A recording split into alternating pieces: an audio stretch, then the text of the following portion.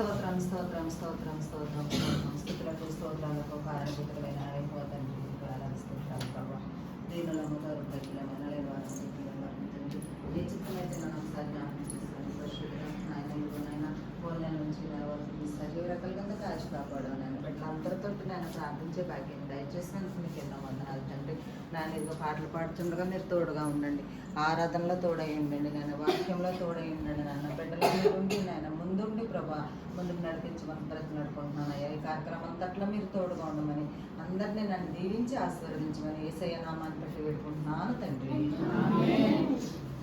చేసిన ఉపకారములకు నేనేమి చెల్లింతును నీవు చేసిన ఉపకారములకు నేనేమి చెల్లింతును వేలాది గుణగణా వేలాది కోటెలనా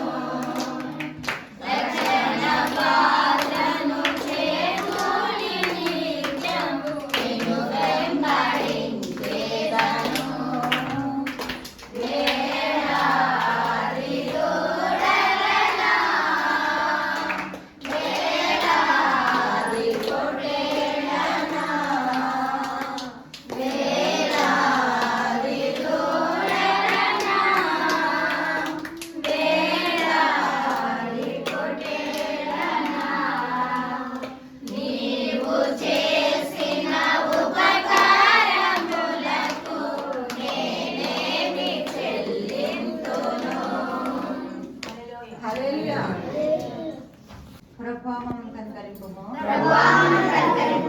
క్రీస్తు మమ్మల్ని కనికరింపుము.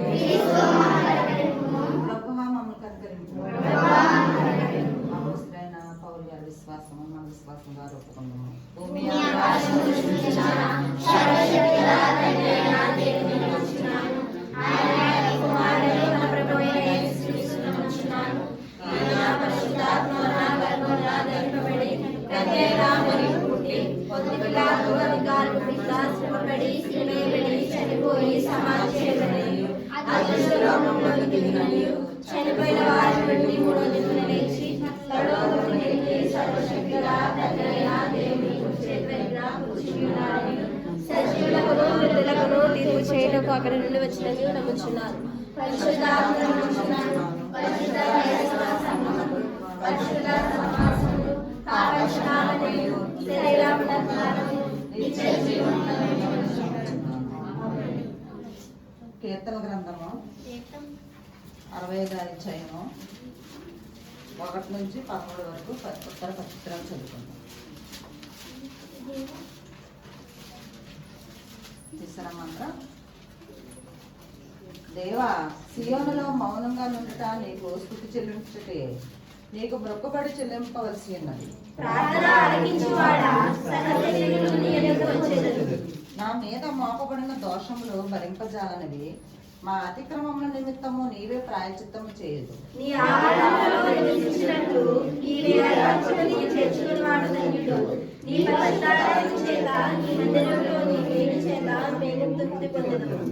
మాకు రక్షణకర్తమైన దేవా, బోధిగంతల నివాసులందరికీ దూర సముద్రం మీద ఉన్న వారికి ఆశ్రమైన వాడ, నీవు నీతిని బట్టి భీకర క్రియల చేత మాకు ఉత్తరం ఇచ్చి ఉన్నావు.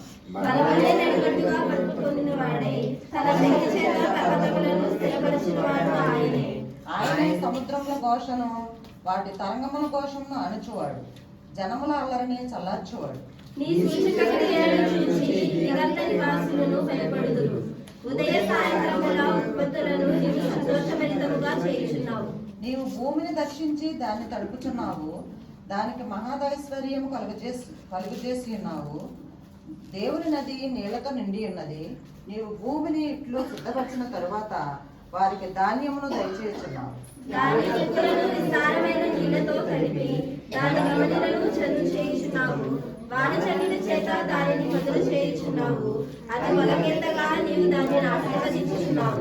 సంవత్సరమును నీ దయాకిరీటము ధరింపజేసి ఉన్నావు. నీ జాడలు సారము వెదజల్లుచున్నవి.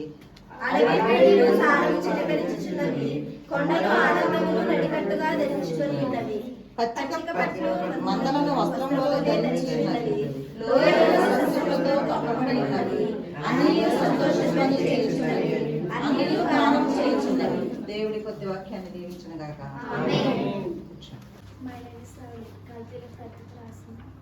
అధ్యాయం 14 వచ్చింది. నా పితరుల ప్రచార చేయముందు విశేష శక్తి గల వాడైన నా సొసైటీలో నా సమాన వయసులైన అనేకుల కంటే యూదుల మతములో అధిక నొందుతులని నా నడవిక గూర్చి మీరు వింటుంది. దేవుడు కొద్దివాటిని నించుకుంటారు. My name is Deepika. Mark 7వ అధ్యాయం 8వ వచనం. మీరు దేవుని ఆజ్ఞ విడిచిపెట్టి మనుషుల పారంపర్యాలను గైకొనిచున్నారు. కొద్దివాటిని 15:7-8 కుమార్ మత్తయి సువార్త 15వ అధ్యాయం 7-9 వచనాలు. మీరు మీ పార్యాపచారము నిమిత్తము దేవుని వాక్యము నిర్ధారకము చేయుచున్నారు.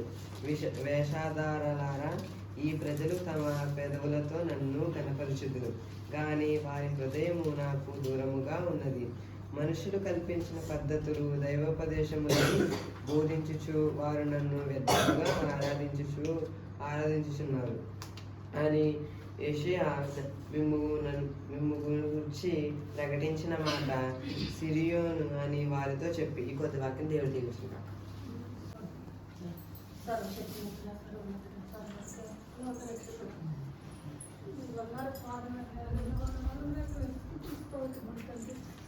నాయన ఈ ఉదయకాల సమయంలో నాయన నీకు రీతిగా నేను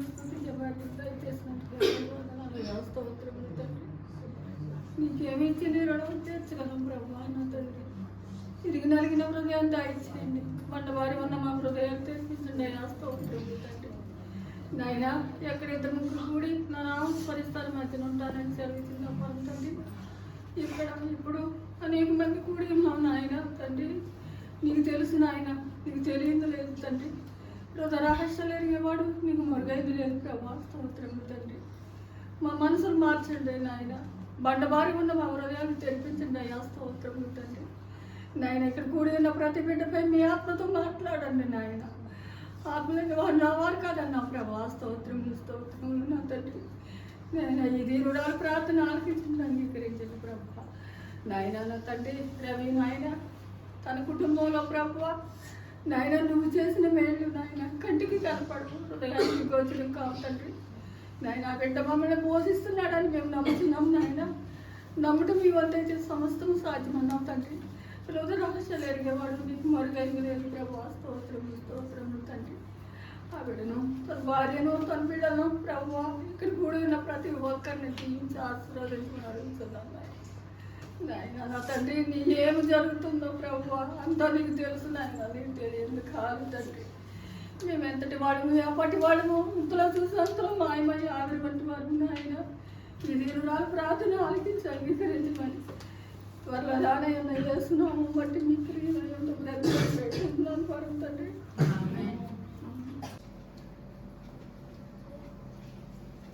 యేసుక్రీస్తు నామములో మీ అందరికీ శుభములు కలుగును గాక. అందరూ బాగున్నారా?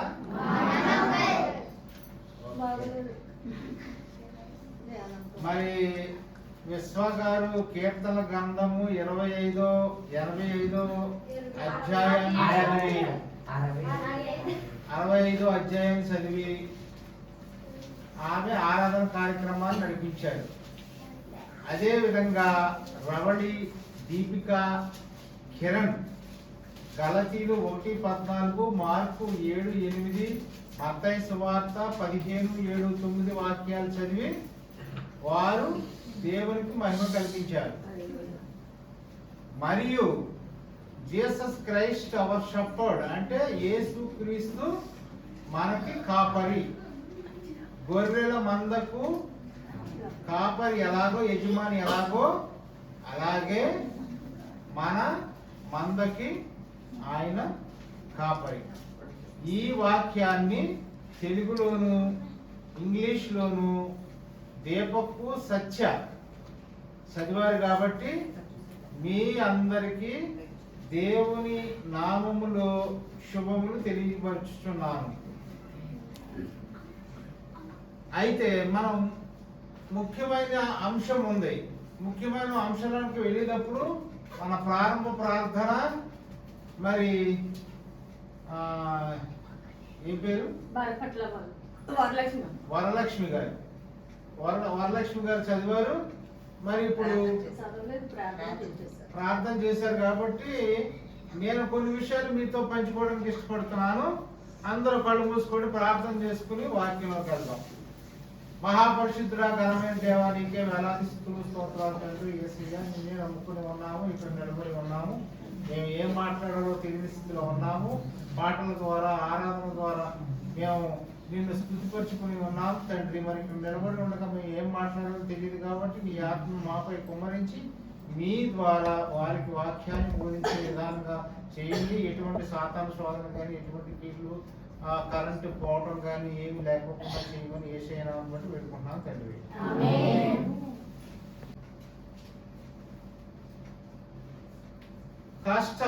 కాస్టమ్స్ అంటే ఏంటి? కాస్టమ్స్ అంటే ఆచారం. ఆచారం గురించి మనం కొన్ని విషయాలు మనం మాట్లాడుకుంటాం. ఆచారము అంటే మనుషులు కల్పించిన పద్ధతి.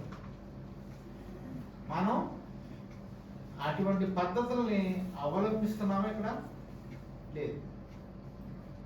మనకి ఒకరికేమో నిద్ర ముంచుకొచ్చేస్తున్నాయి, ఒకరికేమో కాళ్ళు చేతులు లాగేస్తున్నాయి, ఒకరికేమో మంచినీళ్ళు అయిపోతున్నాయి, ఒకరికేమో బయటికి వెళ్ళిపోవాలని ఆలోచన కలుగుతున్నాం. ఇటువంటి తలంపులన్నీ కూడా మనం ఎక్కడ చేస్తున్నాం? దేవుని వాక్యాన్ని బోధించుకుని మందిరంలో మనం చేస్తాం. అది మనకు మంచిదా కాదు. మరి అన్నీ తెలుసు కానీ మాట్లాడతాం. మార్కు సువార్త 7వ అధ్యాయం 7వ వచనంలో ఒక మాట చదవము.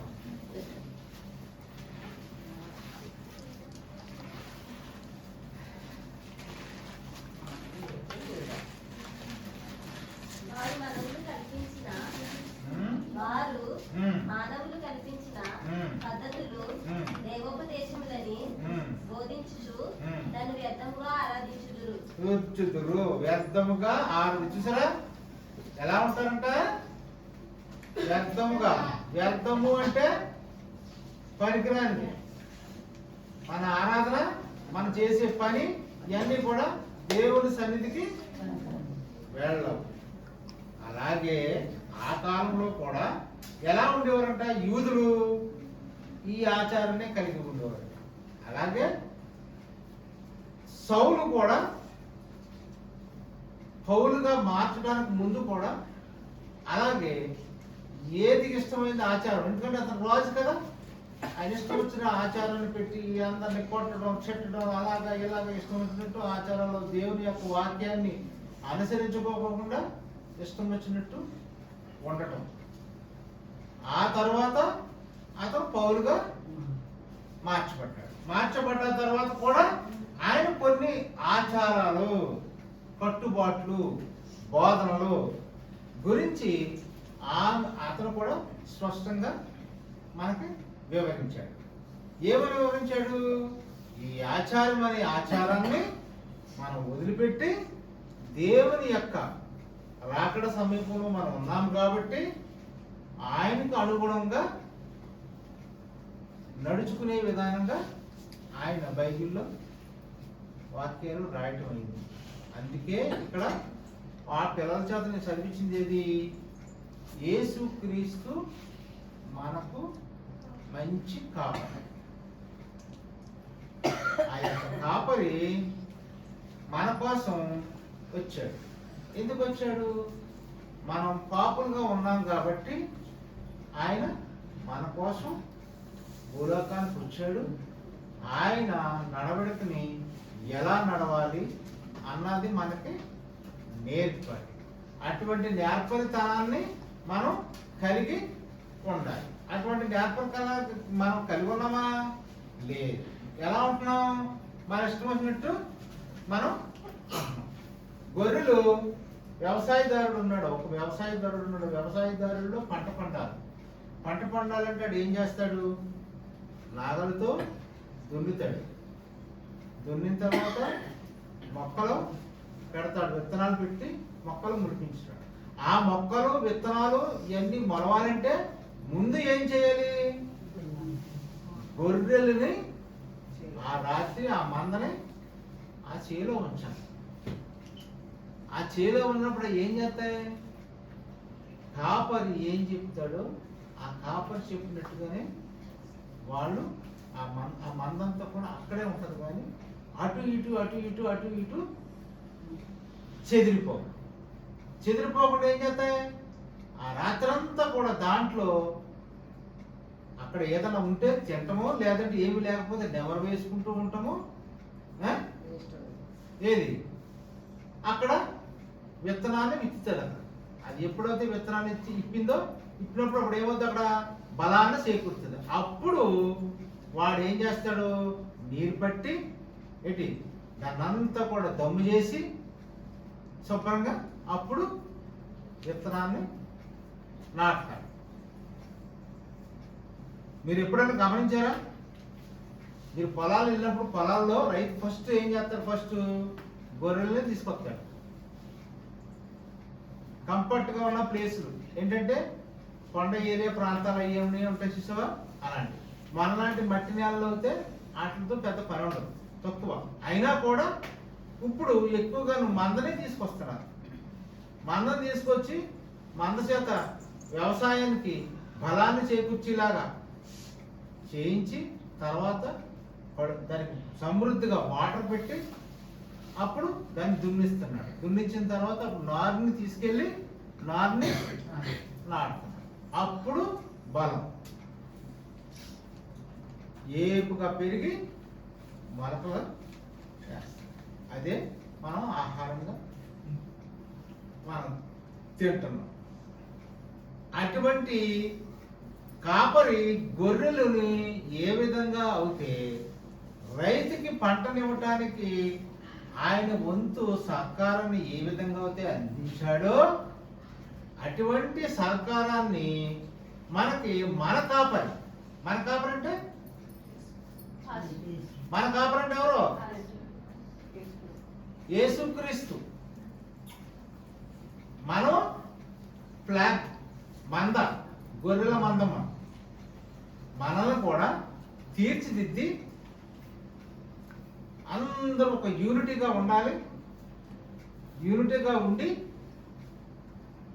మనం దేవుని వాక్యాన్ని ఎప్పుడైతే మనం చక్కగా నెమరు వేసుకుంటూ ఉంటామో అప్పుడు మన హృదయాల్లో ఆయన యొక్క మాటలు, బోధన, పాటలు, వాక్యము, బైబిల్ అంతా కూడా 60 పుస్తకాలు మన దాంట్లో ఉంటాయి. హృదయ శుద్ధి గలవారు ధన్యులు, వారిది దేవుని రాజ్యానికి వాళ్ళు వారసు. మరి హృదయ శుద్ధి కలిగి మనం ఉన్నామా? లేదు. ఎక్కడున్నాం? నేను ఇక్కడ వాక్యం చెప్తున్నాను, ఆడేమో తల ఎప్పుడైతే చెరిగిపోయిందో నా తల శుభ్రంగా చూసుకోలేదు, తల దూరుకుంటున్నాడు. అంతేగాని నేను ఏం చెప్తున్నాడు వింటున్నాడా? దాని మీద ఆడికి శ్రద్ధ లేదు. అలాగే మనం ఏది చెప్పినా కూడా వాక్యాన్ని బోధించేటప్పుడు మనం చెప్పే ప్రతి అంశాన్ని మనం వినగలిగినప్పుడు మన హృదయ శుద్ధి ఏమవుతుంది? శుద్ధి అయినప్పుడు మనం ఆయన వాస్తవానికి మనం వారసులుగా ఉంటాం. పిల్లలు లేరు, ఒకళ్ళని తీసుకుని దత్తత చేసుకున్నారు అని ఏమంటారు? దత్తపుత్రుడు. అంటే ఏంటి? అది రవికుమార్కి మగపిల్లలు లేరు, ఒక మగపిల్లని తెచ్చి నేను తీసుకుని దత్తత చేసుకున్నాను అనుకో, ఆడు నాకేమవుతాడు? దత్తపుత్రుడు. దత్తపుత్రుడు అంటే వారసుడు. అలాగే వారసత్వాన్ని మనం పొందాలి అంటే ఆయన రాజ్యంలో జరిగే ఈ బైబిల్ అంతా కూడా మనం చదివి అది ఎలా ఉంది ఏంటి, ప్రతిది వాక్యం ఎలా ఉంది ఏంటి అన్నది మన శుద్ధితోటి మనం ఎప్పుడైతే మనం చదవగలుగుతామో అలా చదివినప్పుడు మనం ఆయన రాజ్యానికి వారసులుగా ఉంటాం. అలా ఉండమనే దేవుని వాక్యం మనకి చెప్తుంది. కానీ ఇక్కడ ఏం చేశారు? అలా ఉన్నారా? లాస్ట్ వరకు కూడా ఆయన బోధనలు విన్నారు.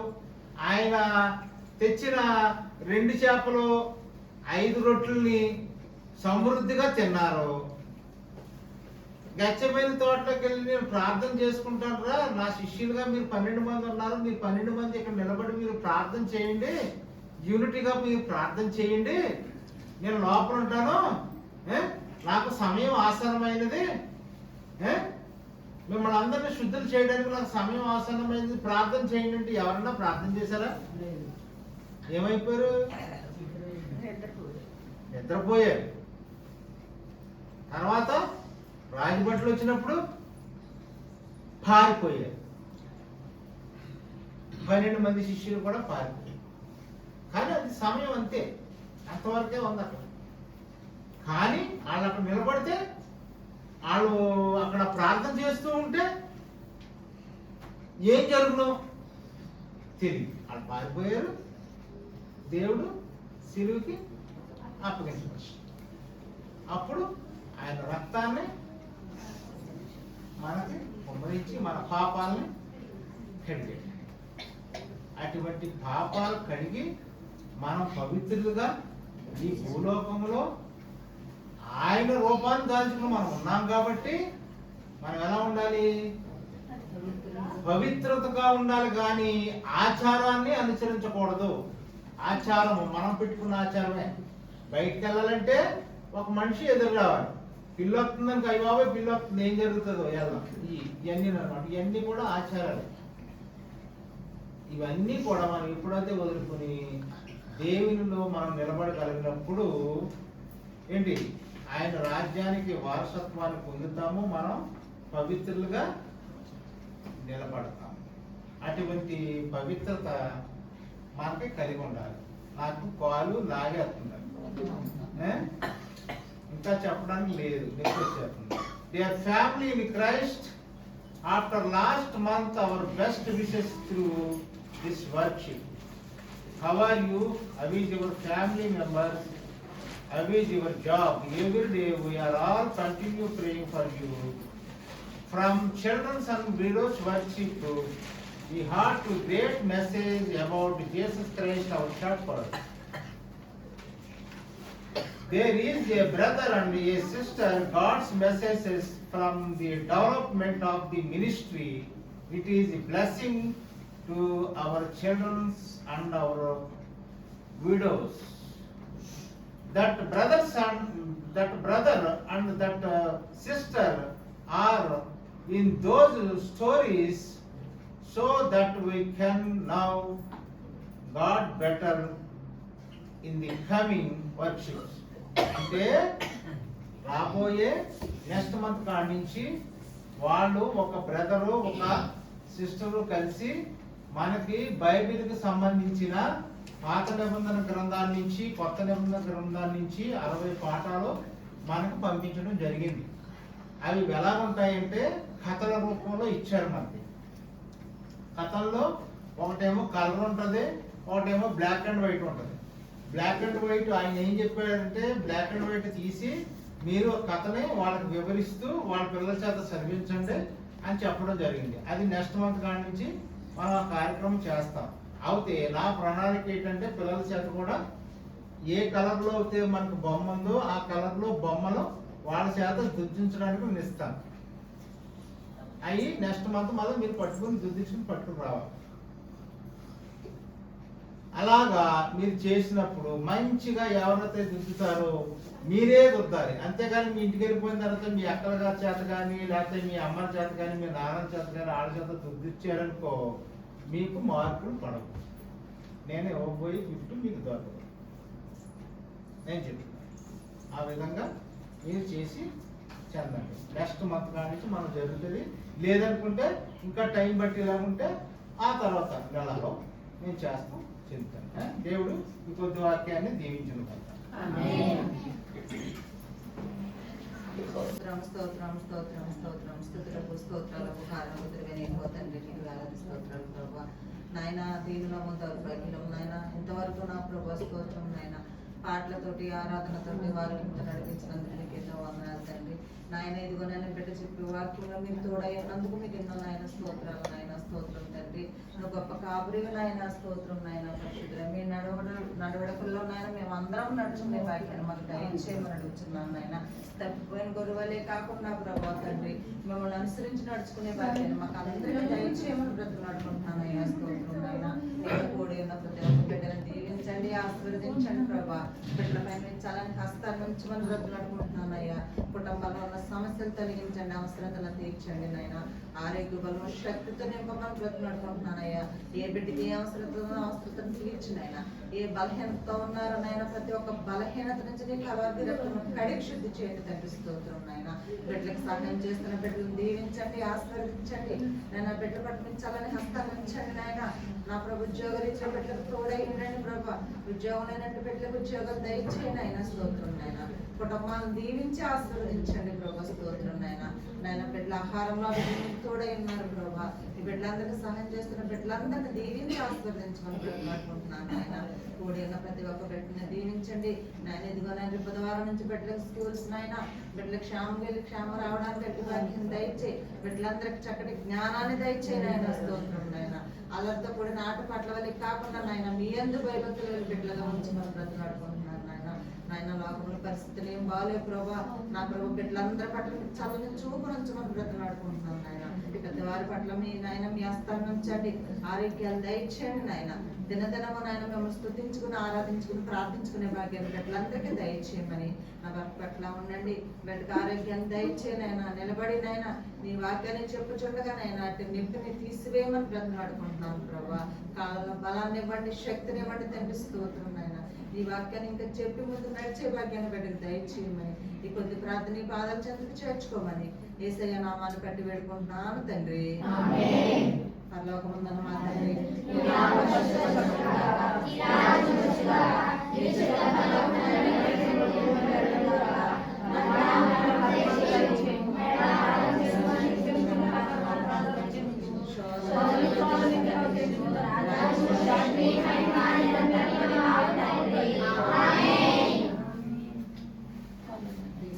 వందనాలమ్మా.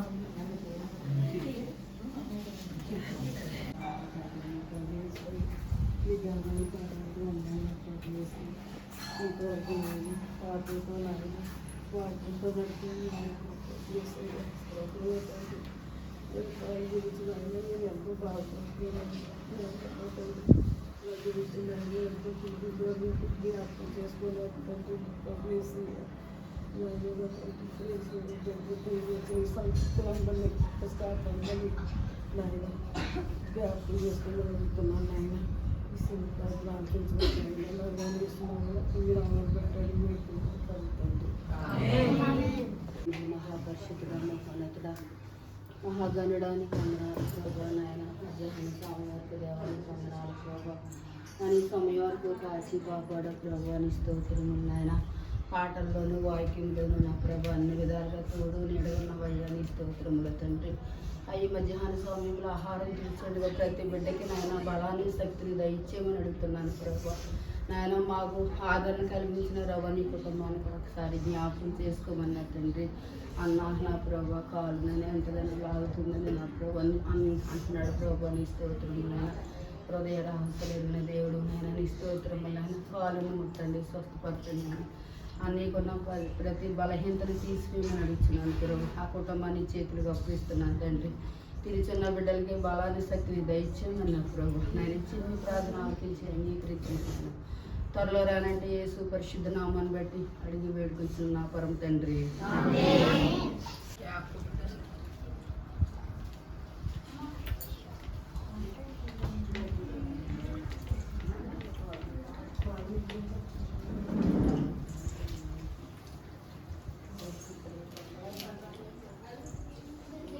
కాల్ డాక్టర్ కూడా కట్టేసుకుంది.